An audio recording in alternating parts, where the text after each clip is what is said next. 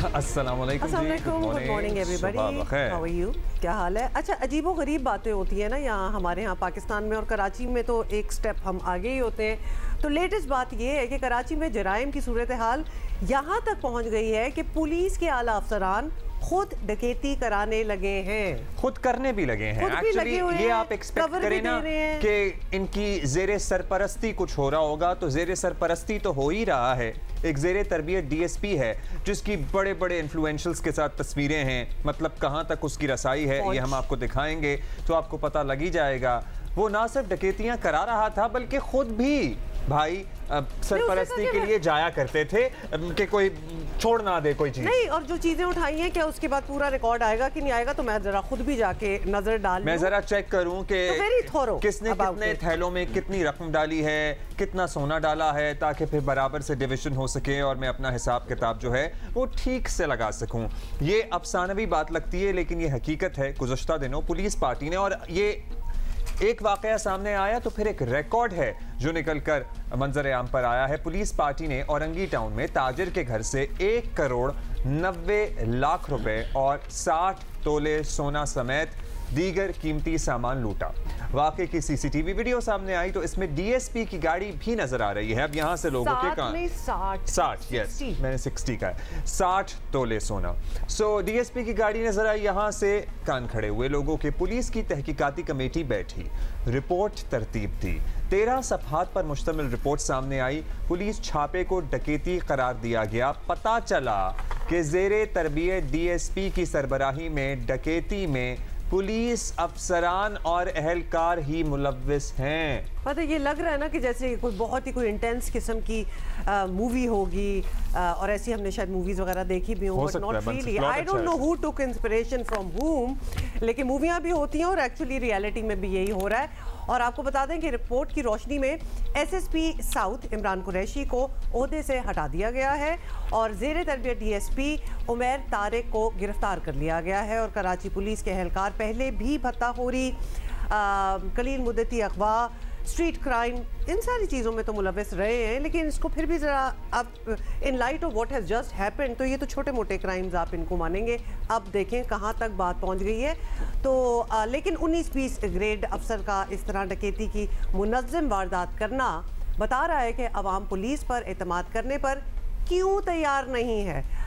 हम हमेशा 2-4 अच्छी बातें बताते हैं और वाकई जब हमें कोई अच्छी बेहतरी नज़र आती है we absolutely mention it, because हम चाहते हैं कि हमारा बहुत अच्छा इस किस्म का निज़ाम हो।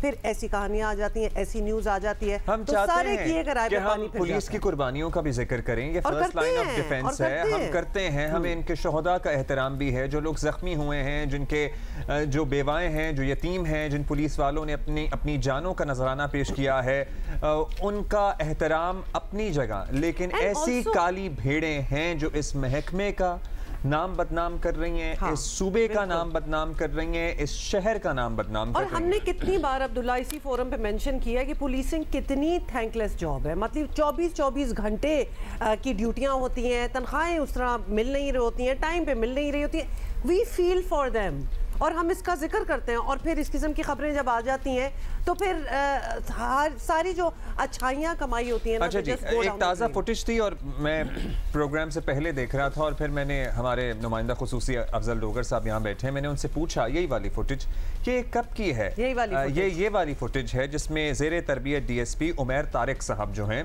वो अदालत में पेश हो रहे हैं।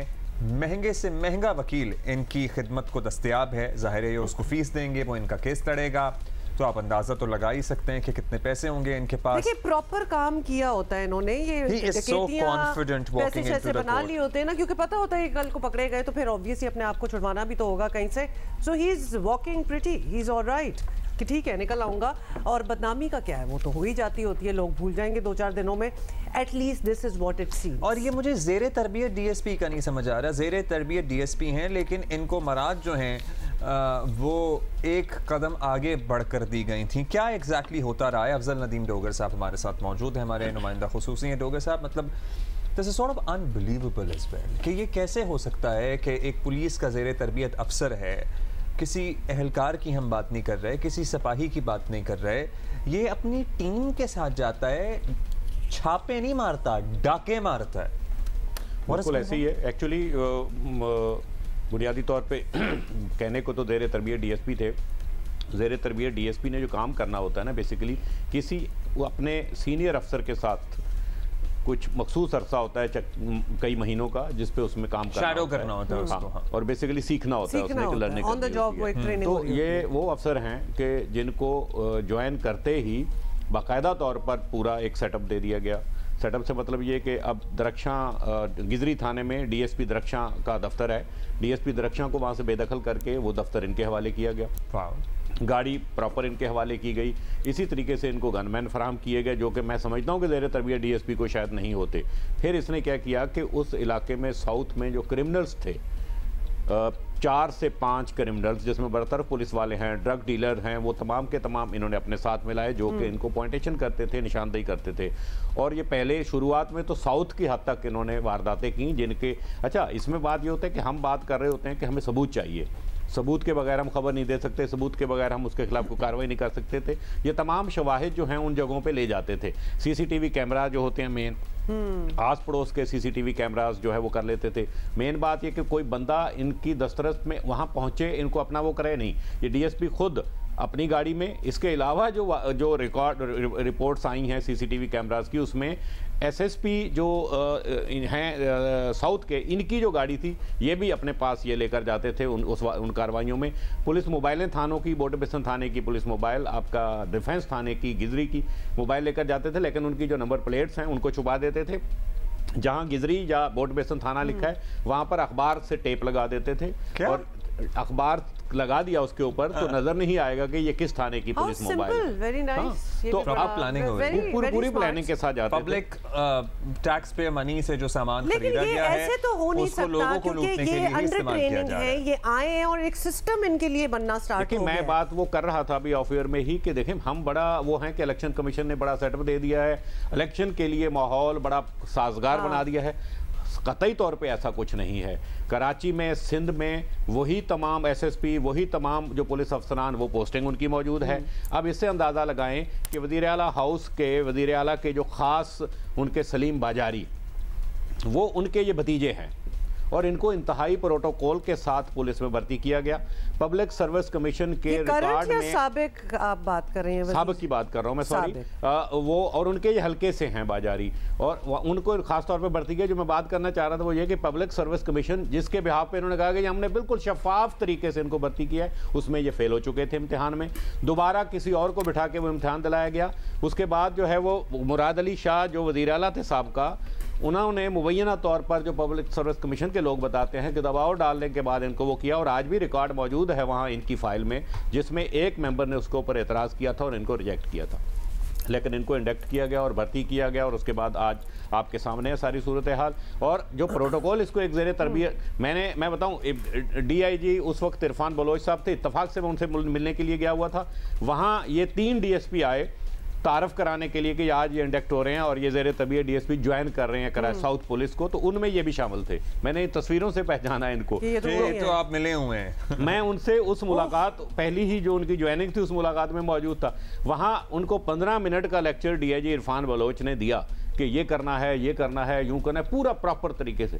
अब जो 2 डीएसपी थे वो भी सिंध के ही थे, उनका कहीं नामो निशान नहीं है। ये बात इसलिए निकली, उनका कहीं नामो निशान नहीं है, बेचारे कहीं लगे हुए होंगे, किसी डीएसपी के साथ कागज लिख रहे होंगे, पर्चे लिख रहे होंगे, सीख रहे होंगे। लेकिन ये तो एक पूरा जिला नहीं, मैं कहता हूँ कि पूरे कराची की एक स्पेशल पार्टी चला रहे थे, क्योंकि औरंगी टाउन में वारदात। अच्छा, वैसे मैं एक बात बताऊं, बहुत ही गरम इसने जो है ना वो हप कर लिया। अभी तो आया ही था। हाँ, he is not a smart guy, I believe. हम क्यों आइडिया दे रहे हैं, चुप कर जाओ। अच्छा डॉक्टर साहब हमारे साथ ही रहे, सुने एआईजी पुलिस खादिम हुसैन रिन हमारे साथ हैं, उनसे भी बात कर लेते हैं। ये बताइएगा खादिम साहब के डकैती जैसी खौफनाक वारदात और फिर उसमें एसएसपी डीएसपी लेवल के लोगों का मुलव्वस निकलना, क्या सिंध पुलिस के लिए ये तशवीश की बात है कि नहीं? देखें, ये एक अभी तो सिर्फ डिस्क्रीट इंक्वायरी आईजी साहब के ऑर्डर भी हुई है, जिस पे ये एक्शन लिया है। आईजी साहब ने केवन को क्लोज किया है और इसमें एफआईआर भी दाखिल हुई है, और उसमें कुछ जो इंक्वायरी में लोगों के नाम आए हैं उनके खिलाफ उनको क्लोज किया गया है। लेकिन जो FIR हुई है उसका तरीक़ाकार ये होता है कि उसकी एक इन्वेस्टिगेशन होती है, तो पुलिस हैज़ टू सी कि इन्वेस्टिगेशन में क्या चीज़ें, क्या हक़ाइक़ सामने आते हैं और उसी हिसाब से फिर वो आगे बढ़ेंगे। जहाँ तक इमेज की बात है तो मैं ये कहूँगा कि अगर किसी पुलिस वाले ने ये किया है तो नामुनासिब चीज़ है, गलत बात है, और डेफिनेटली इससे ट्रस्ट जो है वो ख़राब होता है लोगों का। अच्छा खादिम साहब, ये भी आपसे जानना चाहेंगे कि अब जो ताज़ा केस सामने आया है, मिसाल होपफुली बन जाए, लेकिन रिवायती तौर पर हमने देखा है कि पुलिस एहलकार अपने बेटी भाइयों को प्रोसिक्यूशन में बचा लेते हैं। इस मरतबा कैसे शफाफियत यकीनी बनाई जाएगी, कोई गारंटी दे सकते हैं आप? पे होनी चाहिए चीज़ें, बचाने की बात नहीं है। इफ़ समवन इज़ इनोसेंट, कोई भी अगर इनोसेंट है तो उसको सज़ा नहीं होनी चाहिए, अगर कोई गिल्टी है तो उसको सज़ा होनी चाहिए। तो चीज़ें मेरिट पे होनी चाहिए, इंशाल्लाह ताला चीज़ें मेरिट पे होंगी। तो सी इन्वेस्टिगेशन क्या कहती है, और अगर इन्वेस्टिगेशन में कोई चीज़ साबित होगी तो जो लोग इस पर गिल्टी पाए जाएंगे उनको सज़ा होगी। थैंक यू खादिम साहब। अच्छा, मुझे डोगर साहब, खादिम साहब की बातों से ऐसा लग रहा है, आप मुझे बताइएगा, are we not, I hope that we are not, because we are having a discussion, we are not hushing to the conclusion. क्या इब्तदाई तफ्तीश में ये साबित हो गया? CCTV कैमरे में तो हमने देख लिया इस आदमी की गाड़ी है, बाकी रिकॉर्ड भी सामने आया है, कितनी हद तक ये बात इस्टेब्लिश हो गई है कि हाँ ये डाकू है?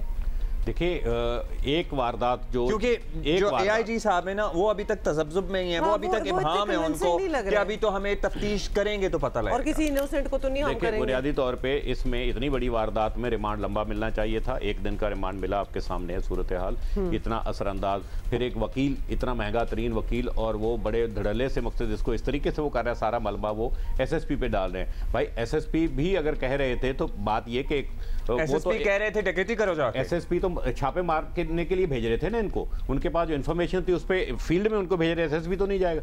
ये जाके अगर वहां पर इस तरह की वारदातें, इस तरह की चीजें कर रहे हैं, फिर ये कि पूरा एक सिस्टम था। ये तो एक वारदात है जिसका वो हुआ है। कल हमने 2 और वारदातें रिपोर्ट की हैं जो उन्होंने गुलशन इकबाल सोराबकोट में की, जिसकी इन्हीं ने जिसकी CCTV भी वो हुई। एक और वारदात आज सामने आई है हमारे पास के दरख्शां के इलाके में इन्होंने एक घर पे छापा मारा था, उसमें तमाम CCTV और सारी चीज़ें ले गए थे। उसकी कुछ चीज़ें भी हमारे सामने आई हैं जो कि हम आज रिपोर्ट करेंगे। इसी तरीके से फिर इन्होंने पूरा एक सेटअप था, 15 से 20 लोगों का पूरा निज़ाम था, जैसा कि मैं बता रहा हूँ, जिसमें पुलिस वाले, बरतरफ पुलिस वाले, क्रिमिनल तमाम रखे हुए थे। फिर इन्होंने क्या किया हुआ था कि इनको शीरी जना कॉलोनी में एक पुलिस चौकी है, बहुत बदनाम ज़माना पुलिस चौकी, उस चौकी के ऊपर तमाम लोगों को रखा जाता था। जो हमें जो एविडेंस मिले हैं, जो लोग मिले हैं, तो ड्रग्स का वो है ना, और ये माशाल्लाह, मतलब कोई अच्छे में के लिए इतना ऑर्गेनाइज्ड काम हो रहा हो तो उसकी तो हम तारीफ करते हैं, लेकिन ये इतना ऑर्गेनाइज्ड किस्म का था कि हर चीज़ के लिए एक बंदा भी रखा हुआ है, हर किस्म का बंदा भी रखा हुआ है, क्रिमिनल्स भी बीच में, सर्वेलेंस भी हो रही है, रेकी भी हो रही है। देखिए, जो हमने देखा कि इसमें कभी भी पुलिस इंफॉर्मेशन लेती है, क्रिमिनल्स की पुलिस इंफॉर्मेशन लेती है कि कोई दहशतगर्द, कोई डाकू, कोई इस तरह की लीजों की, ये इंफॉर्मेशन के लिए इन्होंने कुछ सैकड़ों का जाल बिछाया हुआ था कि सिर्फ मालदार पार्टी, बड़ी पार्टी, बड़ा मुर्गा। अब जैसे सेकंड जो हमने कल रिपोर्ट किया था, उसमें जिस घर में गए हैं, उस घर में हर जगह हर बच्चे से ही पूछ रहे हैं कि 2 करोड़ रुपए कहाँ रखे हुए हैं तुम लोग, कि 2 करोड़ रुपए कहाँ रखे हुए हैं। और बड़ी दिलचस्प बात वो ये कि जिसके घर पे वो छापा पड़ा, वो 26 साल तक पाक फौज में खिदमत सर अंजाम दे चुके, मेजर से रिटायर हुए, ISI में खिदमत अंजाम दे चुके, और आपके इंटेलिजेंस में तो वो उनको पहचान भी लिया एक SHO ने कि यार आप तो वहाँ हमारे पास आते थे, हम ज्वाइंट ऑपरेशन जब करते थे, बोला मैं वहाँ था, वही तो इसका मतलब है कि इतनी अच्छी बैकग्राउंड रिसर्च इन्होंने नहीं की, वरना उसी के घर क्यों करते? मकसद नहीं था इनके पास। वो दूसरा, अब जो एस्टेब्लिश हो रही है ना चीजें, देखिए कोर्ट में कल परसों तक हो सकता है कि जमानत भी मिल जाए, इसको रिलीज भी हो जाए, और आके हो सकता है इससे अच्छी पोस्ट पे भी बैठ जाए जब ये वो हो। ये तो हम माजी है कराची का, जब सिस्टम पूरा निज़ाम चलता है तो ऐसा होता है। लेकिन जो एविडेंस आ रहे हैं वो ये आ रहे हैं कि भोला बादशाह कहीं ना कहीं तो गलती करता है ना। CDRs जो निकली हैं उसके अंदर तमाम क्रिमिनल्स की CDRs जो हैं वो मैच कर रही हैं इनके साथ उन पॉइंट पे जहाँ इन्होंने वारदातें की हैं। CCTV कैमरे तो आप ले आए, लेकिन जो रिकॉर्ड है आपका वो मेंटेन अब इस तरीके से हो रहा है। इसी तरीके से आपकी जियो फेंसिंग्स हो रही हैं, उसके अंदर तमाम चीज़ें जो है वो कलेक्ट की जा रही हैं कि किस किस वारदात में कहाँ हुआ तकरीबन। बिकॉज यू नो AIG साहब से बात करके मुझे नहीं लगा कि police department is very invested in this.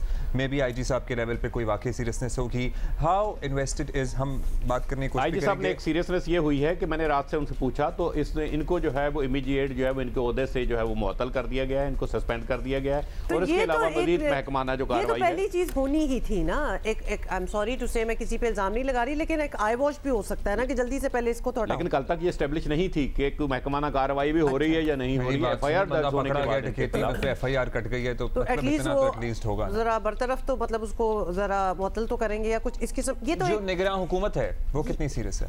वजीर दाखिला, सारा निजाम वहाँ उनके आसपास वही बैठा हुआ है।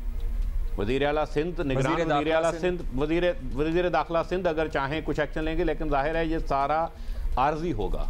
महीने 1.5 महीने की मुश्किलात हैं, उसके बाद वापस गवर्नमेंट ने आना है। गवर्नमेंट में वही लोग आएंगे जाहिर है जो लोग इनके सारा निज़ाम चलाने वाले हैं। और दिलचस्प बात बताऊं कि इनको पैसे की ज़रूरत नहीं है। तो यानी बेसिकली ये जो हम इसको इतना कॉन्फिडेंस और ये वॉक करते हुए जाते हुए देख रहे हैं, इसको पता है कि ये बस थोड़ी देर की बात है और उसके बाद मैं निकल ही आऊँगा। तो फिर हम बैठ के जो यहाँ 10 मिनट हमने लगाए हैं गुफ्तगू के, AIG से भी बात कर ली, तो ये nothing is going to change Dogar साहब। पहले भी हम ऐसी लेट्स होप के कुछ बदले, कुछ ना कुछ बदले, लेट्स होप के कुछ बदले। और वाकई इतनी लंबी जो हमने तमहीद बांधी है और होपफुली सही तरीके से तहकीकात हों, प्रोसिक्यूशन अपना काम सरअंजाम दे और फिर एक मिसाल बने ये केस। और आप जितने भी, मैं कहता हूँ वैसे Abdullah, I am sorry but ये जो मुल्जिम ज़ेरे बहस है किस कदर बेवकूफ़ आदमी है। मतलब एक तो सिफारिशें लगाकर भर्ती हो गया, भाई भर्ती हो गया, तूने आते ही मैं बता रहा हूँ इसलिए कह रहा हूँ कि जो इनका बैकग्राउंड, इनकी फैमिली का आगे पीछे, इनको पैसे की जरूरत नहीं है। इतना पैसा है और इसी सूबे का है, इसी अवाम का पैसा है जो मकसद मुख्तलिफ उसमें इन्होंने जमा किया है या मुख्तलिफ तरीक़ों से वो किया गया है। और इतने बड़े लेवल पे यानी कि इनका निज़ाम चल रहा है और यानी इस तरह की वारदातों के लिए आप बदनाम भी कर रहे हैं। और अपने आप को यानी इस्टेब्लिश करना चाहिए पहले तो, उसके बाद आप जब इनरोल हों पुलिस में बाकायदा तौर पर ज्वाइन करें तो फिर 10 चीज़ें करने वाली होती हैं। यानी हम बेसिकली करना तो इस इंसान ने यही था, तो हम उसको तरीके बता रहे हैं कि किस तरह बेहतर किया जा सकता था।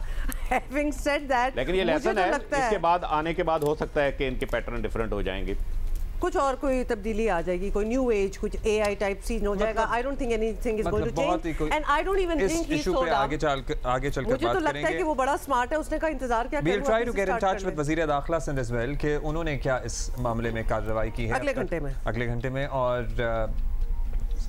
दीगर मामलात पे भी हम डिस्कशन करेंगे। आप आए और आपने हमसे ये बात की है। लेट्स सी अब आगे क्या होता है, but obviously we are going to keep an eye on it.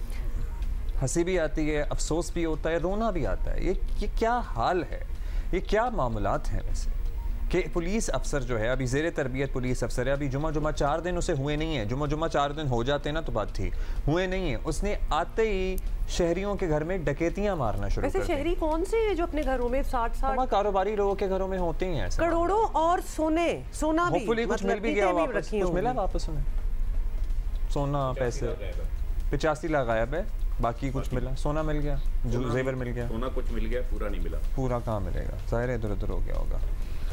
Oh well, okay. On to other things. जैसे कि आपको बताएं कि पंजाब में स्मॉग की शिद्दत बिल्कुल बरकरार है, जिसकी वजह से आवाम को मामूलाती ज़िंदगी में मुश्किलात का सामना है। लेकिन इसके बावजूद ये सुनिएगा ज़रा कि इसके बावजूद शहरियों की जानिब से स्मॉग SOPs नज़रअंदाज किए जा रहे हैं। मतलब मास्क नाम की तो जैसे कोई चीज़ ही नहीं है, आपके मुंह में, आपकी सांसों में स्मॉग घुस रही है। एक ट्राइड एंड टेस्टेड चीज़ है हमारे पास, जो कि है क्या अब्दुल्ला? मास्क। लेकिन नहीं पहनना तो नहीं। अच्छा, मास्क बांटे जा रहे हैं। वज़ीर आला पंजाब का मैं देख रहा था शॉट अभी कुछ देर पहले खबरों में, और उन्होंने भी मास्क पहना हुआ था, उनके साथ IG साहब खड़े हुए थे, उन्होंने भी मास्क पहना हुआ था, उनके इर्द गिर्द तमाम लोगों ने मास्क पहना हुआ था। और जाहिर है ये लोग मिसाल बनाते हैं तो वो तो अपनी तरफ से कोशिश कर ही रहे हैं। ठीक है, वो तो कोशिश कर रहे हैं, लेकिन आवाम को क्या मतलब लिटा के मास्क या हाथों से पहनाना पड़ेगा? कुछ अक्ल होती है। धुआं छोड़ने वाली फैक्ट्रियों और भट्टों को डीसील करने वाले अफसरान के नाम तलब किए गए हैं। डीसील करने वाले अफसरान बेसिकली जिन्होंने इनको खोला है। हुकूमत और अदालत की जानिब से स्मोक को ख़त्म करने की जो कोशिशें की जा रही हैं वो अपनी जगह है, लेकिन अवाम भी कुछ यार सीरियस हो जाओ और खुद मास्क का उसके बाद जब फिर बीमारियां होंगी तो रौला डालना है और फिर रोएंगे कि जी हमारी तो टेक केयर नहीं की गई, हमें पता नहीं था। Some things have to be done by yourself. अच्छा, बड़े इंटरेस्टिंग। हमने जो है ना इंटेलिजेंस होती है, लोगों से बातें की हैं इस बारे में और लोगों से पूछने की कोशिश की है कि भाई why are you not wearing a mask? आप मास्क क्यों नहीं पहनते? तो बड़े ही जबरदस्त किस्म के हीले बहाने जिसे कहते हैं ना, अच्छा ओके, वो लोगों ने तराशे हैं। सुनाए जी, सुनाए। आप देख सकते हैं कितनी ज़्यादा आवाम है जो सी नहीं पहन रही। अगर मैं अकेला पहनूंगा तो वो मैं पागल ही लगूंगा एक हिसाब का। स्मोक इतनी ज़्यादा तो है नहीं, फैसलाबाद के एरिया में तो इतनी नहीं है कि मास्क ज़रूरी कंपलसरी हो जाए। बस उलझन सी होती है, वैसे भी यहाँ कहाँ इतनी सख्ती तो नहीं हुई मास्क की।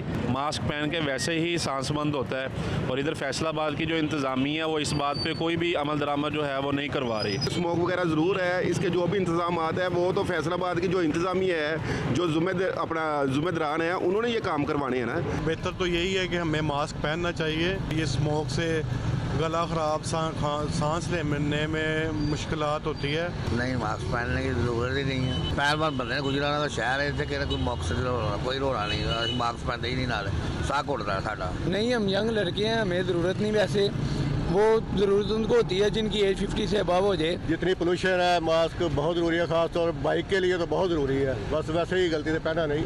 मैं अपने आप को खुद बीमारी के आगे पेश कर रहा हूँ। पहनना चाहिए, बेख्त आती है, इसको यूज़ करना चाहिए। भैया मैं घर भूल गया हूँ तो, लेकिन चलो लोगों को भी चाहिए, पहनना चाहिए। यहाँ पे इतना कानून इस चीज़ पे गौर भी नहीं कर रहा। किसी ने मास्क नहीं लगाया होता और ऐसी जगह पे एंटर हो जाते हैं तो उन्हें कोई कुछ नहीं कहता। स्मोक की वजह से स्मोक इधर गुजरात में तो है भी नहीं। बहरहाल इसके अलावा भी इनमें चाहिए कि हम एहतियात करें। हम लापरवाही करते हैं, गवर्नमेंट तो आपको कहती है ना आप करें। वैसे नहीं लगाते, हमारे पास में एक बच्चा भी नहीं लगा के था, इसलिए नहीं लगाते। इधर जो हमारा इलाका है ना, इधर स्मोक बड़ी कम है, इसलिए इस पर आमद दरामद नहीं हो रहा। बंदा डस्ट वगैरह से जरासीम से बचा रहता है। आजकल जैसे हवा में भी बेशुमार वायरस है, स्मोक है। असल बात यह है कि जब तक हुकूमती अदारे ही इस मामले में कोई खासी तवज्जो नहीं देंगे तो आवाम क्या कर सकती है। सिर्फ मास्क पहनने नाल इसका हल नहीं है। स्मोक का भी एहतराम करना चाहिए, लेकिन जेडे बाकी जिमीदारां ते जुल्म ज्यादती हो रही, ना खाद लभ रही है, ना कंट्रोल रेट है, और चीज़ों की भी जरूरत है। खाली है स्मोक भी है तो मास्क की भी जरूरत है। हाफसाबाद में भी स्मोक तेजी से फैल रही है और यहाँ की जो इंतजामिया है वो यहाँ पे मास्क की पाबंदी पर कोई एक्शन नहीं ले रही। स्मोक हमें कुछ नहीं कहते, हम मास्क पहने या बच्चों के लिए रोजी कमाएं। जब सफाई सुथराई का निज़ाम बेहतर नहीं होगा, आलूदगी और स्मोक तो फैलेगी। ये मसला सिर्फ मास्क पहनने से हल नहीं होगा। सब फ्रॉड है, स्मोक कोई चीज़ नहीं, सब फ्रॉड, मुकम्मल फ्रॉड। मास्क पहन लो, दुकानें बंद कर लो, ये करे वो करे, क्या करें। ये आप किसी के डर से न लगाएं, ये अपने आप को सेफ रखें, अगले बंदे को सेफ रखें कि यार ये स्मोक इतनी ख़तरनाक बीमारी है कि वो फिर इधर छाती पर दर्द, फिर वो गला ख़राब, नज़ला, ज़ुकाम, गले की बीमारियां। मेरा अपना गला ख़राब हो गया हुआ है, मास्क लगाया मैंने, ये इंटरव्यू देने के लिए उतारा है, तो लोगों को इससे एहतियात करनी चाहिए। देखें जी, सबसे पहले तो बीमारी कोई भी अच्छी नहीं है, लेकिन ये जो स्मोक की बीमारी है ना, इससे आप भी बचें, खुद भी बचें, बच्चों को भी बचाएं, अपने प्यारों को भी बचाएं। मास्क की कोई ज़रूरत ही नहीं है। और ये स्मोक में तो हम 24 घंटे रहते हैं, स्मोक कहाँ है। स्मोक चली है, इसकी वजह से हर बच्चे को मास्क पहनना चाहिए। स्मोक तो है, मास्क भी लाजमी लगाना चाहिए, लेकिन हमसे ये हमारी गलती है, मास्क लगाना चाहिए। शुरू से हमें ये तरबियत नहीं दी गई किसी भी बीमारी के लिहाज से। ये स्मोक तो अब शुरू हुई है ना, बस गलती हो गई, नहीं लगाया, आइंदा लगाएंगे। रुमाल पहनते अक्सर, आज रुमाल जल्दी में पहना नहीं, निस्तर के लिए जा रहे हैं जी। जब हम नहीं लगाएंगे तो हमारे बच्चे भी नहीं लगाएंगे। हमें चाहिए कि हम खुद भी लगाएं और बच्चों को भी लगवाएं। मास्क लगाना यार ज़रूरी है, बस भूल गया था, इसलिए वजह से हुकूमत को चाहिए सख्त आमद दरामद करे है। स्मोक की वजह से जो बीमारियां फैली हुई हैं तो कुछ साड़ी भी गलती है कि ਅਸੀਂ ਮਾਸਕ नहीं ਲਾਉਂਦੇ ਹੈ, तो हुकूमत ਨੂੰ ਚਾਹੀਦਾ ਹੈ ਕਿ ਇਹਦੇ ਵਿੱਚ ਜ਼ਿਆਦਾ ਸਖਤੀ ਕਰੇ। ਮਾਸਕ ਵੈਸੇ ਤੇ ਅਸੀਂ ਲਾਣਾ ਚਾਹੀਦਾ, ਬੜਾ ਜ਼ਰੂਰੀ ਹੈਗਾ, ਜਿਸ ਤਰ੍ਹਾਂ ਦੀ ਮੌਸਮ ਦੀ ਸੂਰਤ ਹਾਲ ਹੈ, ਲੇਕਿਨ ਅਸੀਂ ਲਾਪਰਵਾਹੀ ਕਰ ਦਿੰਦੇ ਆ ਤੇ ਉਸ ਦੀ ਵਜ੍ਹਾ ਨਾਲ ਸਾਨੂੰ ਬਿਮਾਰੀਆਂ ਦਾ ਸਾਹਮਣਾ ਕਰਨਾ ਪੈਂਦਾ, ਡਾਕਟਰਾਂ ਕੋਲ ਦੌੜਾਂ ਲਾਣੇ ਪੈਂਦੀਆਂ ਨੇ। मतलब कि अब हम यंग है ना, तो हमें तो उस तरह इफेक्ट नहीं करता। और दूसरी बात ये कि किसी भी ने नहीं पहना हुआ, मैं पहनूंगा तो मैं तो पागल ही लगूंगा। I don't even know what to say. By the way, मैंने आधे सुनते सुनते फिर I lost interest, क्योंकि ये एक सेकंड वेस्ट में ना आपको पता है कि सीट बेल्ट वगैरह पहनते हैं गाड़ी में, और बाय लॉ उन्होंने आपने पहनना होता है। बल्कि कुछ मुल्क तो हैं जो पीछे जो बैठे होते हैं ना गाड़ी में, उनको भी बाय लॉ सीट बेल्ट पहननी होती है। लेकिन आपको पता है कि इससे आपकी जान की हिफाजत होगी। मुझे कोई हुकूमती एक पर्चा तो नहीं चाहिए कि जी सीट बेल्ट पहनो, मैं खुद ही पहन लूँगी अगर मेरी गाड़ी में हो, क्योंकि मैं अपनी बचत खुद करूंगी ना, या फिर मैं किसी का वेट करूंगी जब तक मुझे फाइन नहीं पड़ेगा तो मैंने नहीं पहना। अच्छा, वैसे ये मास्क चार्ज तो चले हम कर ही रहे हैं, लेकिन इस पे हमें कॉन्फ्रेंस से बुलानी चाहिए। जिस तरह डेंगू के तदारुक के लिए श्रीलंका से टीमें आई थी ना, हमें दुनिया भर के एक्सपर्ट्स को बुलाना चाहिए और हल निकालें कि ये कैसे मामला है। हल ये है कि मास्क पहनो, मास्क तो चलें पहने, लेकिन स्मोक भी तो खत्म हो। अच्छा, वो दूसरी बात है जी। एक बड़ा अहम मौजू है जिस पे हम बात करना चाहते हैं। इंसानी हकूक़ की आलमी तंजीम ह्यूमन राइट्स वॉच ने अपनी एक रिपोर्ट शाया की है जिसमें कुछ चौंका देने वाले इंकशाफात हैं, काफ़ी हैं। और वैसे तो हम चौंक क्यों रहे हैं, क्योंकि हमें पता है हकीकत यही है। पाकिस्तान में 12 करोड़ 70 लाख रजिस्टर्ड वोटर्स में ख़वातीन के मुकाबले में 1 करोड़ से ज़्यादा मर्दों ने 8 फरवरी को होने वाले आम इंतखाबात 8 फरवरी 2024 को होने वाले आम इंतखाबात के लिए रजिस्ट्रेशन जरा पॉज दें। 1 करोड़ ज़्यादा मर्द देन औरतें और आबादी का तनासुब तो बराबर ही आपको पता है कि ऑलमोस्ट 49% जिसको है कि वो खवातीन हैं और बाकी सारे हैं। लेकिन ये आप देखें कि ये जेंडर गैप नहीं है, तो ये क्या है, कितना बड़ा जेंडर गैप है। और कुल आबादी में आपको हमने बता दिया पाकिस्तान की देखी जाए तो खवातीन की तादाद तकरीबन निस्फ यानी 49% है। और ह्यूमन राइट्स वॉच ने अपनी रिपोर्ट में इस फ़र्क की वजह ये बताई है कि खवातीन शनाख्ती डॉक्यूमेंट्स जो होते हैं ना उनके, वो नहीं बनाती। भाई ये कोई वजह और क्यों नहीं बनाती? ख़ास तौर पर देही और कबायली इलाकों की खवातीन शनाख्ती दस्तावेजात से महरूम है। और इस तरह 1 करोड़ खवातीन आने वाले इंतखाबात में वोटर लिस्ट में शामिल नहीं होंगी। और आपको पता है जब खवातीन वोटर लिस्ट में शामिल नहीं होंगी तो उनकी से नहीं होगी। एक तो शनाख्ती कार्ड ना होना मीन्स कि आपकी एग्जिस्टेंस नहीं है। मुझे तो ये नहीं समझ आता कि निकाह कैसे हो जाता है। आप निकाह के लिए ये ज़रूरी नहीं है कि लड़का और लड़की दोनों का शनाख्ती कार्ड हो, और अगर ये ज़रूरी नहीं है तो इस पे, अगर ये ज़रूरी है तो इस पे क्यों पाबंदी के साथ अमल दरामद नहीं कराया जाता? मगर क्योंकि हमें तो सबसे ज़्यादा जल्दी होती है लड़कियों को ब्याने की, हमारे वालिदैन को, तो सबसे पहले तो लड़की का शनाख्ती कार्ड होना चाहिए ना, ताकि आप उसकी अपनी मर्जी से शादी करा सकें। अच्छा, मुल्क की निस्फ आबादी होने के बावजूद ना पार्लियामान में खवातीन की वो नुमाइंदगी नज़र आती है। अब ये सारी वजूहात हैं बाय द वे जो होनी चाहिए, और ना ही खवातीन वोटर्स को हक राय दही इस्तेमाल करने का कोई मौका मिलता है। तो ये तो 2 चीज़ें हमने वैसे ही आपको गिनवा दी हैं। इसके अलावा भी 200 और चीज़ें हैं। सियासी जमातों के लिए जहाँ मुख्तलिफ मसाइल पर बात करते हैं, उनकी ये कोशिश भी होनी चाहिए कि ना सिर्फ खवातीन उम्मीदवारों को इलेक्शन में ज़्यादा से ज़्यादा मौके दें, बल्कि खवातीन की वोटर्स लिस्ट में शमूलियत के लिए भरपूर काम करें। तो ये भी एक चीज़ होनी चाहिए, बल्कि खवातीन को डिमांड भी करना चाहिए ये। अच्छा, इसकी एक और वजह ये भी है कि नादरा की तरफ से या इलेक्शन कमीशन की तरफ से ये शर्त है कि जी आपका डिजिटल शनाख्ती कार्ड होना चाहिए, मतलब आपका लेटेस्ट वाला। आप किसी भी शनाख्ती पर्ची के ऊपर वोट कास्ट नहीं कर सकते। तो क्या इसमें कोई नरमी होनी चाहिए, नहीं होनी चाहिए? इस पर भी हम बात करेंगे। महनाज अकबर अजीज़ साहिबा हमारे साथ मौजूद हैं, रहनुमा पाकिस्तान मुस्लिम लीग नून। हमें तो बड़ी तशवीश हो रही है महनाज साहिबा, ये फैक्ट्स एंड फिगर्स स्टेट करते हुए जो अब सामने आए हैं। क्या आप सियासत में भी हैं, खातून भी हैं, आपकी क्या राय है और आपके साथ आपकी कॉलीग्स की क्या राय है इन मामलात पे? बिस्मिल्लाहिर्रहमानिर्रहीम, अस्सलाम वालेकुम जी। बहुत तशवीशनाक है जब ये ह्यूमन राइट्स वॉच की रिपोर्ट आई कि हमारे पास 10 मिलियन औरतें मिसिंग हैं जिन्होंने वोट रजिस्ट्रेशन नहीं दी। मगर आप ख़वातीन, क्योंकि मैंने कॉन्स्टिट्यूंसी हल्का की सियासत भी की है, तो मुझे मालूम है कि जो ख़वातीन होती हैं उनके लिए कितना मुश्किल होता है ID कार्ड्स बनवाना। ID कार्ड ऑफिस तक पहुंचते हुए 1 दिन लग जाता है। वहाँ पर जब आप आते हैं, अगर आपका एक कागज़ भी कम हो तो आपको वापस कर दिया जाता है। भीड़ होती है, धक्कम पेल होती है, और कुछ लोग जो होते हैं जो कि ग्रुप्स में जाते हैं वो तो बनवा लेते हैं, मगर बाकी ख़वातीन पीछे रह जाती हैं। इसमें मैं आपको ये एक बात बताऊँ कि देही इलाका जात में ये अमल बहुत अच्छे से हो जाता है, मोबाइल वैन्स भी पहुँच जाती हैं। मगर अगर आप वोटर टर्नआउट देखेंगे 2018 के इलेक्शंस का, तो उसमें जो हमारे अर्बन सेंटर्स थे, ख़ास तौर पे पंजाब में लाहौर जो था, उसमें वोटर टर्नआउट ख़वातीन का बहुत कम था। तो जो हमारे अर्बन सेंटर्स होते हैं उसमें ये बहुत ट्रेंड है कि इसको आप ओवरलुक करें और इसको आप जाने दें। तो सबसे पहली बात तो ये कि आईडी कार्ड्स जो बनवाना होता है। दूसरी बात ये मैं आपको बताती चलूँ कि जो आखिरी तारीख होती है वोटर रजिस्ट्रेशन की, वो ज़्यादातर ख़वातीन को, इवन ये कि जो पार्लियामान में बैठी हुई ख़वातीन हैं उनको भी नहीं पता होती। तो हमें ये जो है ना मुख्तलिफ स्टेप्स लेने पड़ेंगे। ना सिर्फ ये ECP की ज़िम्मेदारी है, ना सिर्फ ये कि नादरा की ज़िम्मेदारी है, ये पॉलिटिकल पार्टीज़ की ज़िम्मेदारी है। और हुमा आपने बिल्कुल ठीक कहा, आपने बिल्कुल ठीक कहा कि ख़वातीन की नुमाइंदगी कहाँ है पार्लियामान में। 3% ख़वातीन बैठी है इलेक्टेड सीट्स पे, वो भी I was a part of that 3%.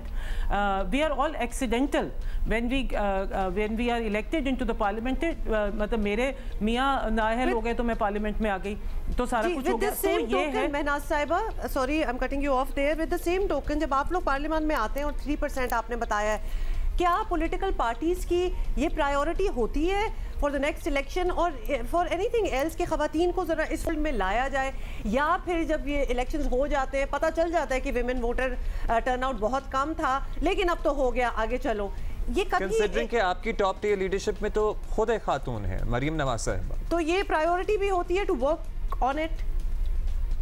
देखिए हमारी पार्टी में ये बहुत बड़ी प्रायोरिटी है। इस वक्त ऑर्गेनाइजेशनल अरेंजमेंट्स हो रही हैं ताकि यूथ बीच में आए और ख़वातीन बीच में, ख़वातीन की ख़ास तौर पे चीज़ हो रही है। लेकिन मैं आपको यहाँ पर ये बताना चाहूँगी कि it is not just the responsibility of women wings, it is just not the responsibility of the woman leader.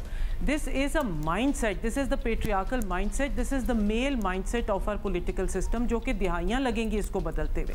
मगर हमें इस वक्त, अच्छा अभी हम कहाँ खड़े हैं as regards to 2024 elections, हमारा अब टाइम ख़त्म हो गया, वोटर रजिस्ट्रेशन का टाइम ख़त्म हो गया है, मगर वोटर टर्नआउट जो है, जो हमारे के हमने ख़वातीन को लेके आना है, सबसे बड़ा मसला क्या होता है, और ख़ास तौर पे अर्बन सेंटर्स में ख़वातीन जाती हैं अपना वोट कास्ट करने के लिए, वोट ही नहीं है। किस तरीके से वो वहाँ पर पहुँची, बस में, रिक्शे में पहुँच के वहाँ पर पहुँची, पैसे खर्च किए, पता चला जी आपकी रजिस्ट्रेशन ही नहीं है। तो इस वक्त हमें एक बहुत कंसर्टेड एफर्ट करने की ज़रूरत पड़ेगी। मैं आपको बताती चलूँ कि पिछले इलेक्शन में 21 million out of 46 million women voter turnout था, और उसमें पंजाब में जो गैप था वो 8%, सिंध बलूचिस्तान में तकरीबन 8% था, और KPK में 19% था। KPK में सबसे ज़्यादा ये था, और ख़ास तौर पे कल्चरल और ट्रेडिशनल जो इश्यूज़ होते हैं, लाहौर में 12.5%, मतलब लाहौर में सबसे कम वोटर टर्नआउट था ख़वातीन का। इस वक्त हमने जो कि लोग अभी सुनेंगे तो कहेंगे लाहौर जैसा प्रोग्रेसिव शहर और वहाँ ख़वातीन ना रजिस्टर करा रही है, ना वोट डालने आ रही है, यकीन नहीं आता, लेकिन ये फैक्ट्स हैं जो स्टेट किए जा रहे हैं, ये फैक्ट है। अच्छा अब हमारे रूरल हल्के होते हैं, मैं अपने हल्के की आपको बात बताऊंगी, NA77 की, जफरवाल शकरगढ़ की, वहाँ पर इलेक्शन को बहुत सीरियसली लिया जाता है। जितने पोलिंग स्टेशन हैं, सब पोलिंग स्टेशन के साथ ख़वातीन पोलिंग स्टेशन होते हैं, हमारे पोलिंग एजेंट्स होते हैं, हम उनको ट्रेन करते हैं, हम ख़वातीन मर्दों, लेकिन it is in the hands of the men, you know, men are responsible. अच्छा, ये बड़ा आपने इंपॉर्टेंट पॉइंट उठाया और इसी पॉइंट को हम आगे ले जाना चाहेंगे। अभी तो हम रजिस्ट्रेशन जो हो गई, उनमें से भी अगर आधी तादाद ख़वातीन की वोट नहीं डाल रही, आधी से ज़्यादा, तो वो तशवीश की बात है। And it is certainly the responsibility of the main candidates, I believe, वो चूँकि ज़्यादा तादाद में भी होते हैं। तो आपकी पार्टी में जो उम्मीदवार, जो मर्द उम्मीदवार हैं, इस पर कोई बाकायदा जहन साजी की जा रही है उनकी भी, क्योंकि एट टाइम्स उनकी भी जहन साजी की ज़रूरत होती है, उनको भी तरवीज दी जाए कि यार अब अपनी कॉर्नर मीटिंगों में जाओ या अपने जलसों में जाओ, तो आप अपने हल्के के मर्दों को इनकरेज करो या उन्हें समझाओ कि ख़वातीन को वोट डलवाने लेकर आना है साथ, क्योंकि औरतें तो बड़ी कम हैं, वो कितना कर लेंगी, मर्द जब तक कोशिश नहीं करेंगे औरतें वोट नहीं डालेंगी। हाँ, ख़वातीन तो शायद चाहती भी होंगी, लेकिन ऑब्वियसली उनको एक्सेस भी तो वो मिलना चाहिए। देखिए इस वक्त मरियम नवाज शरीफ का लीडरशिप पोजीशन में होना हमारे लिए बहुत बड़ा प्लस है। फिर अभी आप पिछले दिनों देखेंगे कि उन्होंने ऑर्गेनाइजेशनल चेंज किया है, मतलब she has gone down to the tehsil union council level to create organization, specially youth organizations women के ऊपर। अब इस वक्त हमारी पार्टी में बातचीत चल रही है वोटर टर्नआउट की, और ख़ास तौर पे ये जो लाहौर शहर में विमेन वोटर टर्नआउट कम हो रहा है, इसके ऊपर बातचीत चल रही है।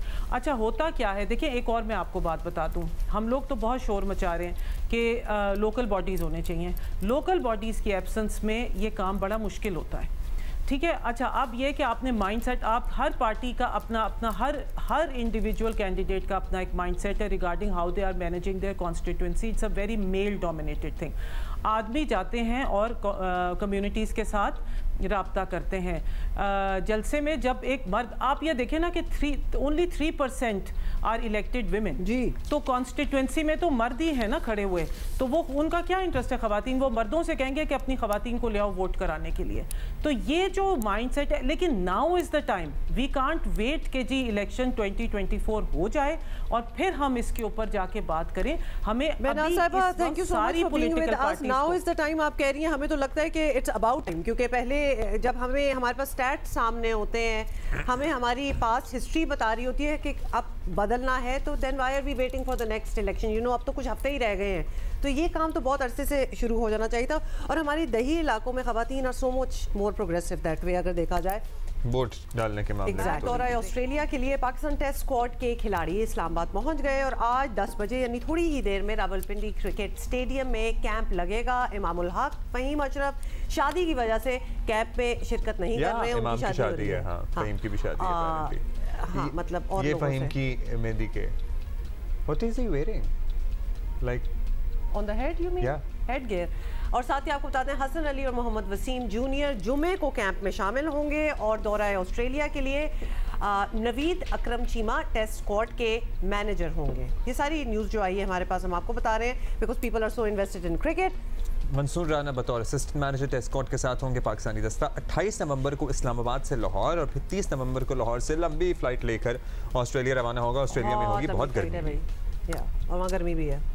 Let us talk cricket now. वैसे तो हमने आपको बता दिया कि कैंप लग रहा है और अभी 10 बजे अभी स्टार्ट हो गया होगा, लेकिन ये हारिस रऊफ की कहानी है। अब्दुल्ला, आप अमेरिका में फॉलो कर रहे थे कि नहीं कर रहे थे? किसको? हारिस रऊफ की कहानी तो अब आई है। हाँ आई नो, लेकिन वैसे ही मतलब हमारी क्रिकेट वर्ल्ड कप नहीं, जब पाकिस्तान आउट हुआ तो उसके बाद से मैंने कोई खास नहीं फॉलो किया। और पाकिस्तान से तो आप वैसे ही आउट हो चुके थे।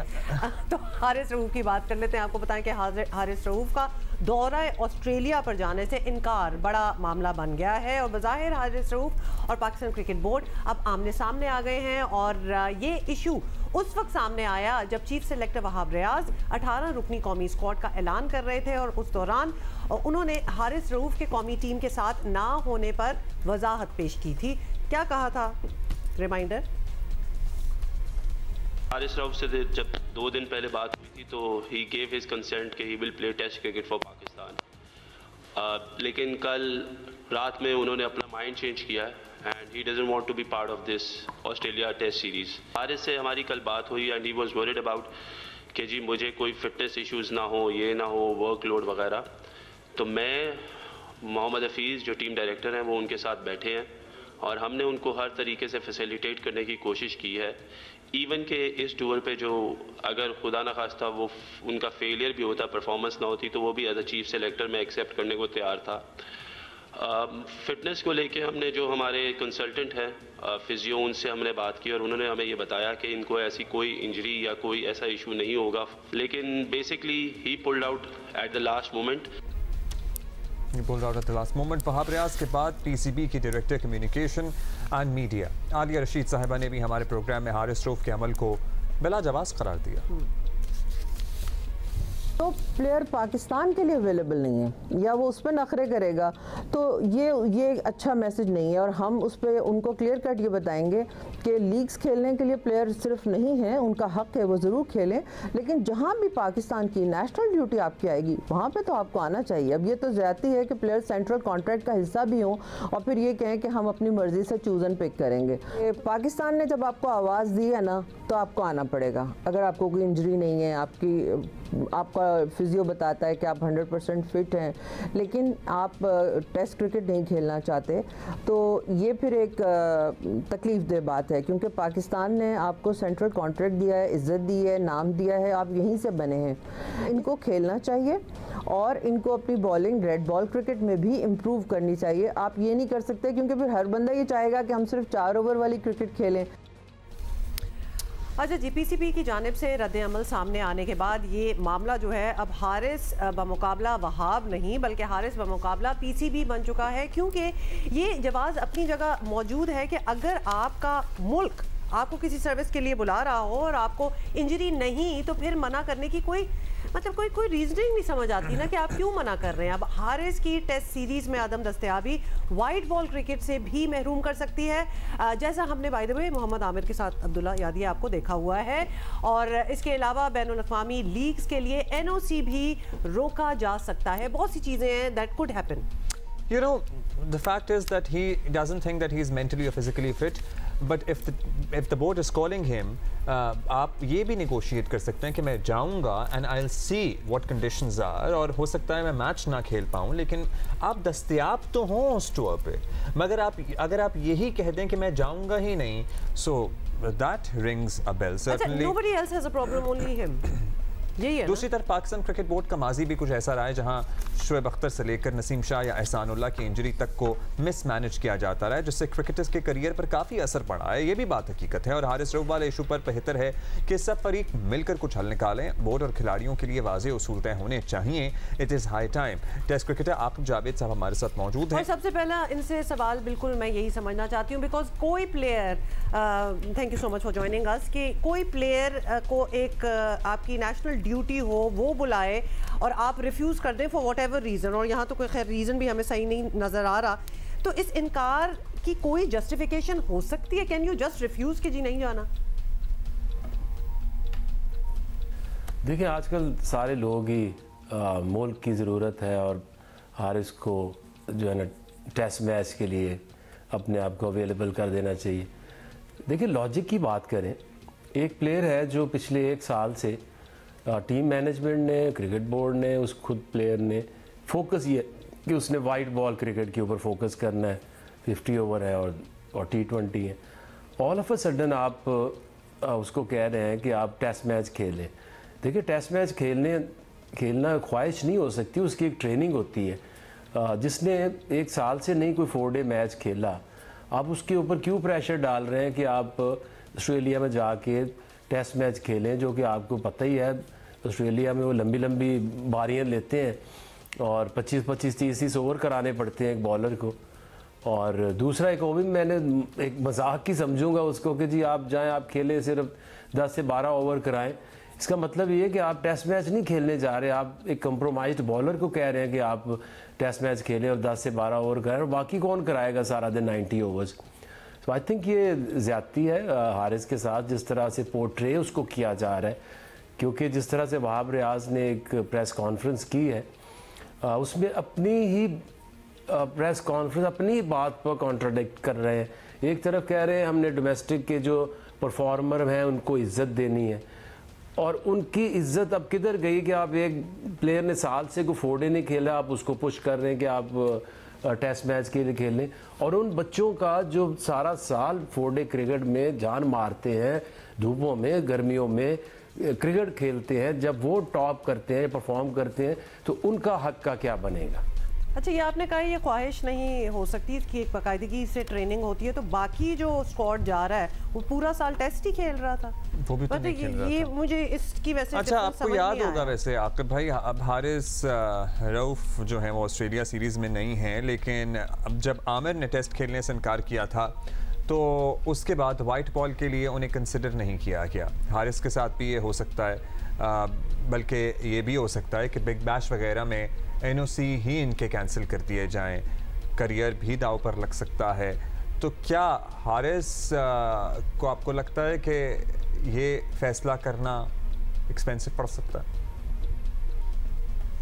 देखिए हारिस जो है वो एक पाकिस्तान का प्लेयर है और हमेशा पुरजोश और पूरी एनर्जी से क्रिकेट खेलता है। अब आपकी पॉलिसीज़ इस तरह की होनी चाहिए कि आपको डिफ्रेंशिएट करना चाहिए, जिस तरह से कि किया हुआ है आपने पिछले 1.5 साल 2 साल से, जब भी हारिस खेल रहा है। आपने एक उसे टेस्ट मैच खिलाया था और वो 1.5 दिन के अंदर वो अनफिट हो गया था। क्योंकि ये ऐसा नहीं है कि आप ख्वाहिश जाहिर करें तो आप टेस्ट मैच के प्लेयर बन जाएंगे और वहाँ सस्टेन कर जाएंगे। ये ओवर द ईयर्स आपकी प्रैक्टिस है कि आपने कैसे 3 से 4 स्पेल करने हैं, दिन में 20 ओवर करने पड़ जाते हैं। सो आई थिंक इसको क्रिकेट बोर्ड को भी इसको प्रोफेशनली हैंडल करना चाहिए। अब ये कप्तान की या कोच की या एक सिलेक्टर की एक जिद है कि हारिस को हमने टेस्ट मैच खिला के छोड़ना है, तो एक प्लेयर का भी तो हक है ना, वो ये सोचे कि वो कौन सी क्रिकेट में जिसके लिए वो ट्रेंड है उसके ऊपर फोकस करे, ना कि जिसके लिए वो ट्रेंड ही नहीं है वहाँ पे जाके अपने आप को एक्सपोज करे। अच्छा, तो फिर तो मुझे लगता है कि इस बात में भी वजन है। हाँ बिल्कुल है। तो इस but I am just saying that when you become a part of the national team, तो फिर आपकी या तो हमारी टीमें इस तरह डिफरेंट हो ना कि टेस्ट की ये टीम है, ऐसा हो सेंट्रल कॉन्ट्रैक्ट, ओडीआई की ये टीम, सेंट्रल कॉन्ट्रैक्ट देने का जवाब होता है ना कि जी इनको तो सेंट्रल कॉन्ट्रैक्ट दिया हुआ है, तो फिर आप कोई और फीस तय करें। अगर if somebody is just restricted to a certain format, तो फिर आप उसका और फीस स्ट्रक्चर हो ना, कैटेगरी आप उनकी फिर अलग बनाएं। मतलब तो फिर तो PCB has to come up with another structure जहां आपने यू मेड सेंस कि it will be too taxing on him as well, तो फिर एक पूरा निज़ाम बदलना पड़ेगा। तो आप बताएं कि इस मामले का एंड जो भी हो, ये ज़रूर होना चाहिए कि सब फरीक, खिलाड़ी, बोर्ड, कोचेस, माहिरीन वगैरह ये तय करें कि खिलाड़ी का इख्तियार कहाँ तक होना चाहिए और बोर्ड का कहाँ तक होना चाहिए। तो क्या ऐसा होना ज़रूरी नहीं है अब in the light of this? जी बिल्कुल, आप ठीक कह रहे हैं कि जो रिलेशन है क्रिकेट बोर्ड का और प्लेयर्स का, वो कितनी स्पेस किसको दी जानी चाहिए और मिलनी चाहिए, ये ज़रूर इसका सेंट्रल कॉन्ट्रैक्ट में जिक्र होता है। तो जब आप एक ऑल ऑफ अ सडन एक डिसीजन लेते हैं अपने तौर पे, तो जो दूसरा प्लेयर है उसका भी तो करियर सामने है। मैं इसी तरह कहता हूँ, खुदा न खास्ता अगर वो जाता, अगर हाँ करता जाता, ये 3 टेस्ट मैचेस है ये खेलता, तो बहुत ज़्यादा चांसेस है कि वो अनफिट हो जाए। हालांकि उसकी प्लानिंग तो अब ये होनी चाहिए आपकी कि अगला जो आपका T20 वर्ल्ड कप है जो जून के अंदर है, आपने उसके ऊपर फोकस करना है। आप हारिस को अभी नेशनल T20 जो हो रहा है उसमें खेलने दें, उसके बाद उसको न्यूजीलैंड के जो 5 T20s वो खिलाएं, और फिर देखिए कि जून में कैसे बेहतर से बेहतर उससे परफॉर्मेंस ले सकते हैं T20 वर्ल्ड कप में, और कैसे बेहतर टीम अभी से बनाने की कोशिश कर सकते हैं। ठीक है जी, बहुत शुक्रिया आपका आकब जावेद। यू नो व्हाट, मुझे लगता है कि इस आर्ग्यूमेंट को भी कंसिडर ज़रूर किया जा सकता है कि if somebody is specialized in a certain format, तो आप उसको बिला वजह दूसरे फॉर्मेट में क्यों घुसा रहे हैं? जोर ज़बरदस्ती नहीं करनी चाहिए, but also not give somebody a special treatment. And also at least मेरा ख्याल है कि अगर 4 डे क्रिकेट नहीं तो एटलीस्ट जब हम 1 डे में हमने परफॉर्मेंसेस देखी अपने बॉलर्स की, और उसमें भी कहा जाता था कि स्टेमिना नहीं है, 10 ओवर नहीं करा सकते, तो 1 डे तो लाजुम व मलजूम ही होना चाहिए। लेकिन 1 डे खेलने के लिए भी एक और जो एक्सपर्ट्स हैं वो कहते हैं कि you have to play 4 day cricket. और फिर जब ये इंडक्ट वो आप वेल ऑयल्ड ही नहीं होते उस वक्त तक। फिर और सवाल उठते हैं ना कि जैसे कि जब आप इंडक्ट होते हैं टीम के अंदर, तो क्यों नहीं इनको डोमेस्टिक खिलाया जाता? काउंटी में 4-4 दिन चलिए, he came from a different route, it is okay, but at the same time अगर आपको certain category का central contract मिल रहा है, and if you're not available for a particular format of cricket, तो फिर आपके पैसे प्रॉब्ली दोबारा से तय किए जाएं। नहीं तो फिर आपको आके ये तो बात तो वहीं आ गई ना कि ये कैटेगरीज होनी चाहिए, आई गेस, बिकॉज देखिए अब एक सीन हो गया है ना, तो this will come up in the future. अच्छा जी, आगे बढ़ेंगे। कमिंग बैक टू द ज़ेरे तरबियत डीएसपी जो डकैतियां करता रहा है, पिछले घंटे में हमने बात की थी कराची में औरंगी टाउन में जो डकैती हुई उसकी सीसीटीवी वीडियो आ गई। उसके बाद मुतअद्दिद वारदातें जो हमारे स्पेशल कॉरेस्पॉन्डेंट हैं अफजल लतीम डोगर वो फिगर आउट कर चुके हैं, जिनमें ये डीएसपी और इसकी पुलिस पार्टी और इसका गैंग और ये ज़ेरे तरबियत डीएसपी और किस तरह से ये भर्ती हुआ सिफारिशों के तहत, और मुबैना तौर पर साबिक वज़ीर आला सिंध से भी इसका ताल्लुक़ था, और बड़े बड़े लोगों के साथ इसकी तस्वीरें भी सोशल मीडिया पर वायरल हो रही हैं, जहाँ तक ये पहुँचा, जिन लोगों तक पहुँचा, जहाँ तक इसका असर और रसूख था। सो देखकर हैरानी भी होती है, अफसोस भी होता है, शर्म भी आती है कि किस किस्म का निज़ाम है जो चलता रहा है। और ये ताज़ा फुटेज है जो जिसमें ज़ेरे तरबियत डीएसपी है, ये अपने महंगे वकला के साथ, हाँ जी, महंगे वकला के साथ पेश हो रहे हैं अदालत में। एफआईआर तो कट गई है, लेकिन निगरां वज़ीर दाखिला सिंध आए थे तो इन्होंने भी बड़े दावे किए थे कि जी पुलिस के निज़ाम को ठीक किया जाएगा before elections. Brigadier retired Haris Nawaz साहब हमारे साथ मौजूद हैं। शुक्रिया ब्रिगेडियर साहब। ब्रिगेडियर साहब, आपको याद ही होगा कि जब आपने वजारत दाखिला संभाली थी, इब्तदाई दिनों में ही पुलिस से मुताल्लिक कुछ शुकूक व शुबात का आपने ही इजहार किया था, वो सच अब साबित हो रहे हैं। ये तो एक ज़ेर तरबियत DSP है, किस तरह से ये पॉलिटिकल लोगों के साथ वज़रा आला की सतह तक इसके ताल्लुकात थे, पार्टी के लीडरान की सतह तक इसकी तस्वीरें सामने आ रही हैं। हो सकता है जी रैंडम तस्वीरें हो, लेकिन कोई क्लैरिफिकेशन उन लोगों की तरफ से भी आनी चाहिए कि जी हम इसे नहीं पर्सनली जानते, हमारे साथ बहुत सी तस्वीरें लोग खिंचवाते हैं, या फिर आप बताएं अगर आप पर्सनली जानते हैं कि कैसे ये शख्स वहां तक पहुंचा जो डाके मार रहा है शहर में, जो लिटरली डाके मार रहा है शहर में। ब्रिगेडियर साहब, आपको अंदाजा था कि हालात इस कदर खराब हैं कि SSP DSP लेवल के लोग डाकू हैं? देखें, बिल्कुल हालात अच्छे नहीं थे, लेकिन साथ ही साथ फिर हमने ये भी कहा था कि हमने बहुत चेंजेस की थी, और चेंजेस इतनी की थी कि हमने तमाम DIGs, SSPs, DSPs, SHOs सबको हमने चेंज किया था, और बहुत अच्छी रिप्यूट के लोगों को लगाया गया था और सोच समझ के लगाया गया था। और साथ ही साथ ज़ाहिर है कि ये वन आउट इंसिडेंट, इतनी बड़ी ऑर्गेनाइजेशन में वन आउट इंसिडेंट हो जाता है, लेकिन इससे हमें ये नहीं है कि हम तमाम पुलिस को क्रिटिसाइज़ करें कि वो गलत काम करें। बहुत अच्छे लोग भी हैं, बहुत प्रोफेशनल लोग भी हैं, और वो बहुत अच्छा काम भी करते हैं। लेकिन क्योंकि एक अंडर ट्रेनिंग DSP है, 6 महीने से ट्रेनिंग की थी, अभी जहाँ फील्ड ट्रेनिंग पे था, इसके बाद फिर जाके अकेडमी में ट्रेनिंग करके पास आउट होना था। और यहाँ पर गलती SSP की गलती है कि ऐसे ऑफिसर को जो अनट्रेंड हो और उसको इतना ज़्यादा पता भी ना हो, उसको ऐसे टास्क नहीं देने चाहिए। अब ये भी हमने इंक्वायरी में सर्टन कर रहे हैं कि क्या इसमें SSP को मालूम था या उसने ख़ुद अपने साथ, मेरे ख्याल में ज़्यादा इनिशिएटिव यही है कि उसने DSP ने ख़ुद अपनी टीम लेकर गया है। और बदनीयती ज़ाहिर है कि आई एम श्योर कि जब 2 लाख रुपये भी ले आए हैं और सोना भी ले आए हैं और उनके मोबाइल काफ़ी उठा लिए, लैपटॉप उठा लिए, this is uncalled for, unacceptable है, और इसके ऊपर हमने फ़ौरन कार्रवाई की है। Let me tell you, inspector in police जो अभी हमारे पास है Rafi Mukhtar, he is an very upright and very good officer, professional officer है। तभी उन्होंने बड़ा स्टर्न एक्शन लिया है, इसको उन्होंने अरेस्ट भी किया है, FIR भी काटी है, कोर्ट में पेश किया है, और साथ ही महकमाना कार्रवाई में I am sure is get the most maximum punish जो होगी वो उसको मिलेगी, ताकि we want to set an example for others not to do it. यही सबसे इम्पॉर्टेंट चीज़ है। लाइकवाइज SSP को भी आपने देखा होगा, तकरीबन उन्होंने उनको भी सस्पेंड कर दी है, और उनके खिलाफ भी ज़रूर कानूनी कार्रवाई की जाएगी जो ज़रूरी है। आई थिंक इससे एक लोगों को पता चलना चाहिए कि अब इस हुकूमत में हमारे होते हुए कोई ऐसी हरकत में कोई सख्त नरमी नहीं बरती जाएगी, बल्कि सख्त सजा दी जाएगी, ताकि ये एग्जाम्पल हो बाकियों के लिए, आइंदा के लिए ऐसा काम ना करें। ब्रिगेडियर साहब, ये अच्छी बात है कि इस मामले को हश हश नहीं किया, वैसे ये हश हश शायद हो भी नहीं सकता था, और आपने 2 लाख कह दिया, वैसे 2 करोड़ की बात हो रही थी, और ये इक्का दुक्का नहीं है।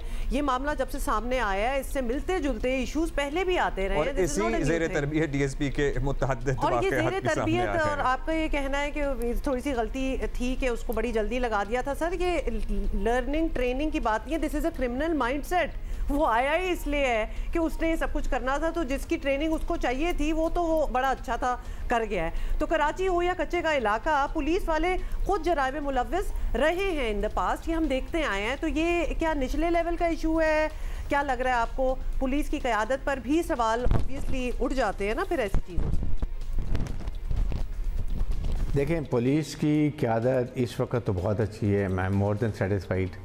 बहुत अच्छे हमने DIGs और उसके बाद SPs और IG, तो हम I know, I have told you already.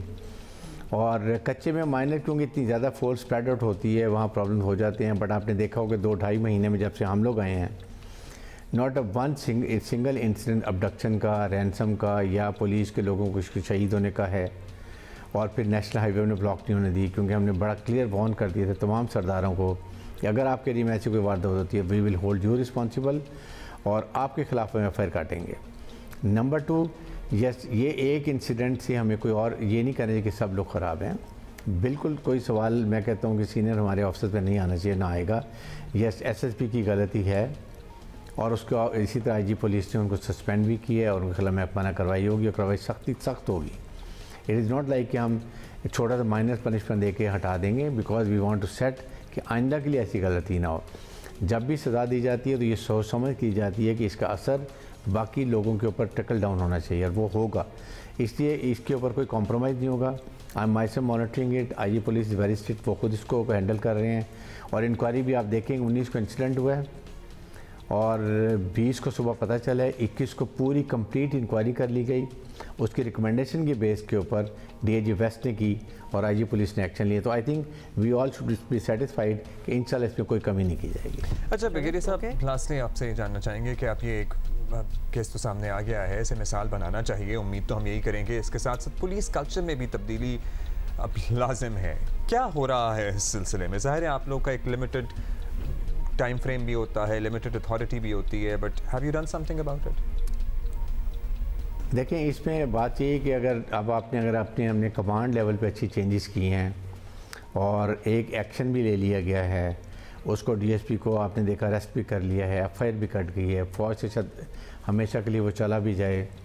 साथ ही आई ऑलवेज फील कि ऐसे मौके पे हमेशा ये जितने से ऐसे काम करते हैं उनको सोचना चाहिए कि अपने ख़ानदान के लिए कितने बदनामी का बास बनते हैं, अपनी बच्चों के लिए, बीवी के लिए और उसके बाद अपने अहल खाना के लिए क्या उन प्रॉब्लम होती हैं।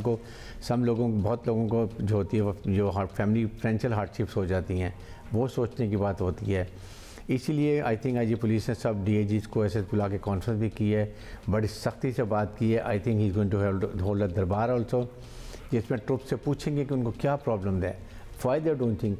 आपको पता है पुलिस के सिपाही की बहुत अच्छी तनख्वाह हो गई, हम पहले यही समझते थे, अभी 60 से 70 हज़ार रुपये एक पुलिसमैन की सिपाही से तनख्वाह है। आप सोचिए इससे ज़्यादा क्या हुकूमत पाकिस्तान कर सकती है, हुकूमत सिंध कर सकती है। आई थिंक ये हमें अब समझना चाहिए कि पुलिस और तमाम लॉ इन्फोर्समेंट एजेंसीज आवाम की खिदमत के लिए हैं, उनसे काम करने के लिए। We should not be bosses, we should be servant of those people.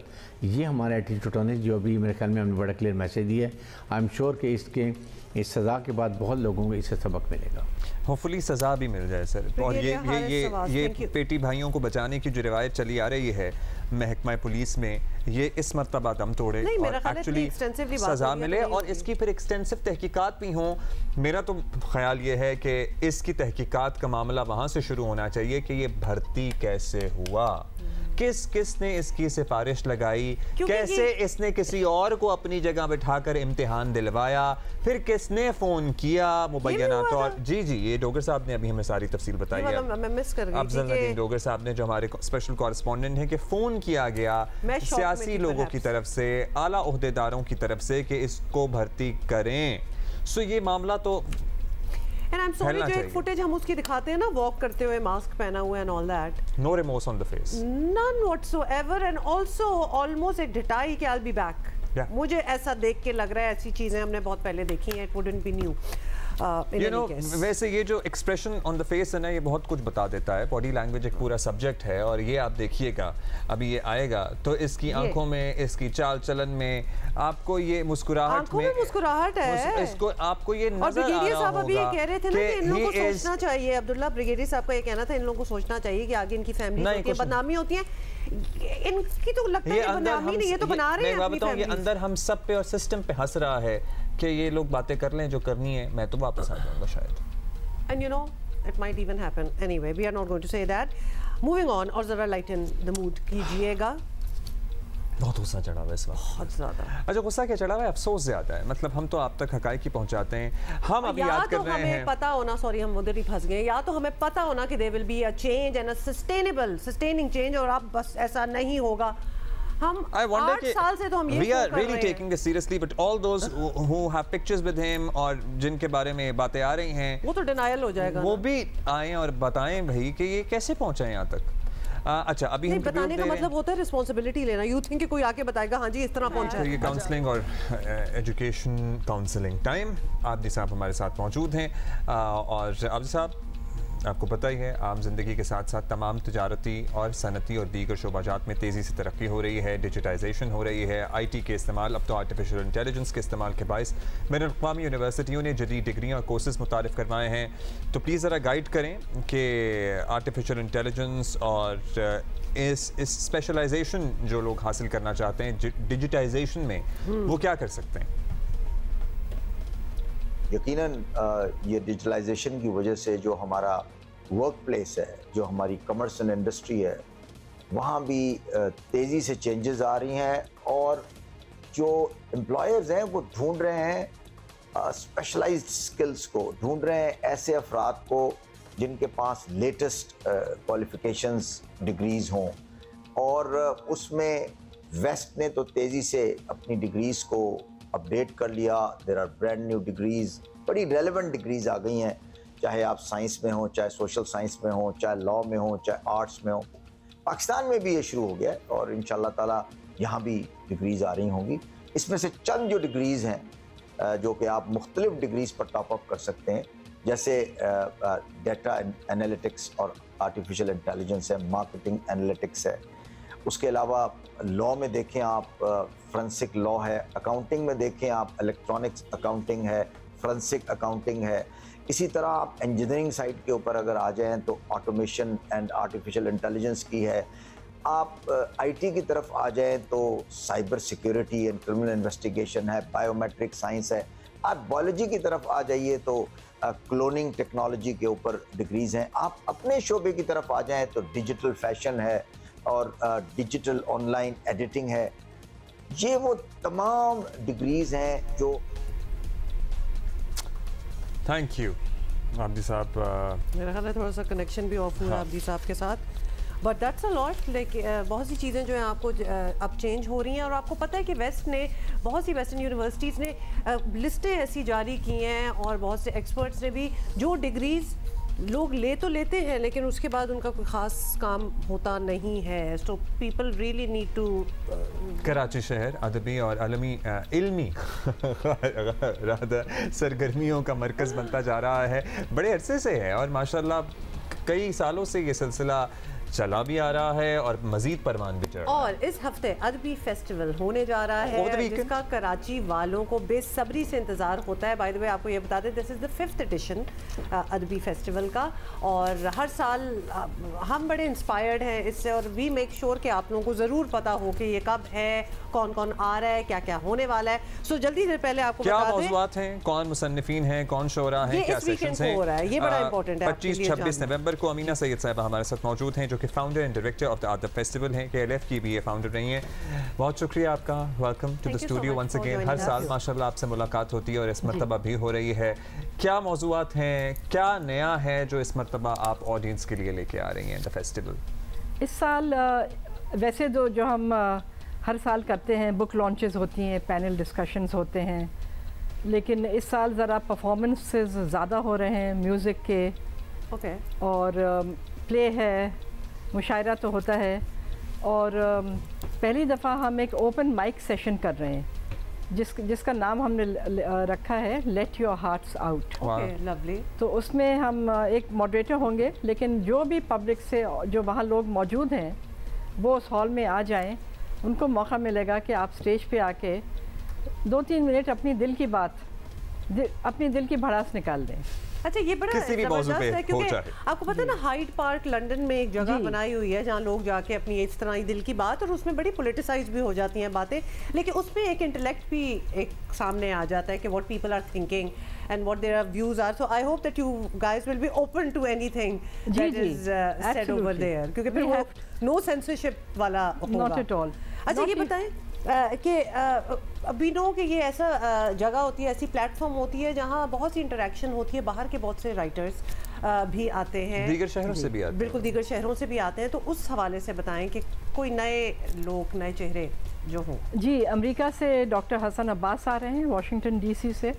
उनकी एक नई किताब आई है, the return of the Taliban, Afghanistan after the Americans left. Right. तो ये बहुत ही एक अहम किताब है, इसकी हम रूनुमाई करेंगे पहली दफ़ा पाकिस्तान में। और लंदन से भी कुछ लोग आए हैं, अंबर खैरी आ रही हैं, और असल में इत्तेफाक से और कुछ यहाँ ही लोकल जो हैं, हबीब यूनिवर्सिटी में एक ख़ातून पढ़ाती हैं, क्रिस्टीन लॉडर, वो भी आ रही हैं। अफसोस है कि हिंदुस्तान से नहीं आ सकते क्योंकि हालात ऐसे हैं, हालांकि हमेशा हमारे फेस्टिवल में आया करते थे। तो देखिए इंशाल्लाह अगले साल अगर मौका। अच्छा, परफॉर्मेंसेस की आपने बात की, बहुत सारा इसमें थिएटर भी होगा, कुछ मशहूर हमारे अदाकार हैं, नादिया जमील साहिबा हैं, वो भी कुछ परफॉर्म करने जा रही हैं। उस परफॉर्मेंस के बारे में किस दिन है वो, इन 2 दिनों में, वो भी बता दें, और वेन्यू भी दोबारा रिपीट कर दें ताकि वो लोग जो शायद पहले नहीं आए उनको मालूम हो जाए। ये वेन्यू है habit city, Tipu Sultan road और शायरा फैसल के पे है ये, के संगम पर बिल्कुल वाक़ है जी जहाँ हैबिट की वो दुकान भी है बहुत। जी जी जी बिल्कुल। तो वहाँ एक बहुत बड़ा कल्चरल सेंटर बन गया है, उसका हमने जिक्र भी सुना है। So this will be the first time कि वहाँ हो रहा है ये जी जी फेस्टिवल, फर्स्ट टाइम, पहली दफ़ा वहाँ हो रहा है और बहुत ही खूबसूरत जगह है और बहुत सेंट्रल है जी। I been there, that's a beautiful venue. जी हाँ बहुत। तो वहाँ हम ये पहली दफ़ा कर रहे हैं और इसके 25 और 26 नवंबर जो हफ्ता और इतवार है, सुबह 11 बजे से लेकर रात के 9 बजे तक। पार्किंग के मसाइल हो सकते हैं आपको वहाँ? जी वो यहाँ के पुलिस ने सारे इंतज़ाम किए हैं ट्रैफिक मैनेजमेंट के, और चूँकि वीकेंड है तो वहाँ ट्रैफिक कम होगा। पहले पार्किंग भी दस्तयाब होगी। जी हाँ वैले पार्किंग है, सारी उनके आसपास जो जगहें हैं उनकी अपनी एक हैबिट की पार्किंग स्पेस है जहाँ शायद 300 गाड़ियाँ आ जाती हैं, उनने सब हमारे लिए खोल दिया है सारे। अच्छा ज़बरदस्त। तो फिर ये इस वीकेंड पे है, जल्दी से आपको बता भी दें, लोग इंतज़ार में भी होते हैं और ये नई वेन्यू है, you can enjoy that as well. ये ज़रूर बताइएगा कि with everything that is going on globally, अभी मिडल ईस्ट वगैरह में भी जो हो रहा है, सेंटिमेंट्स बड़ी लोगों की हाई है here in Pakistan as well. कोई टॉक, कोई सेशन, कोई ऐसे टॉपिक्स पे भी होगा या फिर यू, हालांकि हम कैसे अदब से पॉलिटिक्स को तो वैसे हम नहीं निकाल सकते बिकॉज एवरीथिंग इज इंटरट्वाइंड। जी जी हाँ, असल में हम उस पर तो कर रहे हैं एक सेशन पाकिस्तान में जो हालात हैं जी, उसमें शब्बर जैदी बात कर रहे हैं, खुर्रम शहजाद हैं। अच्छा। डॉक्टर इशरत हुसैन की एक नई किताब आई है, अभी अभी छपी है, डेवलपमेंट पाथवेज। ओके। तो इन ये कुछ ऐसे जनरल सब्जेक्ट्स हैं कि जिनमें जो आज के हालात हैं वो तो यकीनन उसमें शामिल होंगे, उन पे ज़िक्र होगा। और एक हम अहम किताब जिसकी हम इस दफ़ा रूनुमाई कर रहे हैं वो इस्कंदर मिर्ज़ा के मेमोआज़ हैं, जो समझिए 50-60 साल से एक दराज़ें बंद थे। तो वो फिर ये पहली बार होगा? जी हाँ, पूरी किताब जिस फॉर्म में पहली दफ़ा छपेगी उनके मेमोआज़, और उसकी भी हम यहाँ लॉन्च कर रहे हैं। उसमें उनके सैयद खाबर मेहदी ने ये सब कंपाइल किए हैं, वो बोलेंगे। जावेद जब्बार हैं, हसन अब्बास जो बाहर से आ रहे हैं अमेरिका से, वो भी इससे बात करेंगे। ज़बरदस्त जी, looking forward to be there and good luck to you for another year. Amina Syed साहिबा हमारे साथ मौजूद थी, founder Adab festival, director and founder. 26 नवंबर हफ्ता इतवार, हाँ ये कमिंग हफ्ता इतवार, वीकेंड पे, तो आपको ये बता दें, जिसमें ऑब्वियसली मेन शारे फैसल पे टीपू सुल्तान के संगम पे आपको एक बड़ा सा center excited about the open mic. This is ये मैंने पहले टू बी ऑनेस्ट हमारे I just want to be there and listen to what people have to say. what people have to say because बड़ी दिल की बातें, well उसका नाम भी यही है लेकिन ये हो भी जाती हैं, एंड एक इंटेलेक्ट का भी आप गेज कर सकते हैं what people are actually thinking, और एक सेफ स्पेस में ये बहुत बड़ी बात है कि सेफ स्पेस में आप कह जाएं जो आप कहना चाहते हैं। सो उसको यूटिलाइज भी जो लोग करना चाहेंगे। अच्छा जी, आज 2 ट्रिब्यूट्स हैं और हम वहीद मुराद साहब को भी याद किया, उनकी बरसी है, जमीरुद्दीन आली साहब की बरसी है। जमीरुद्दीन आली साहब का अगर कोई और कलाम है तो हम, मेरा ख्याल है वो सुनते जाएंगे, and we are gonna see you tomorrow इंशाल्लाह। Alright, bye.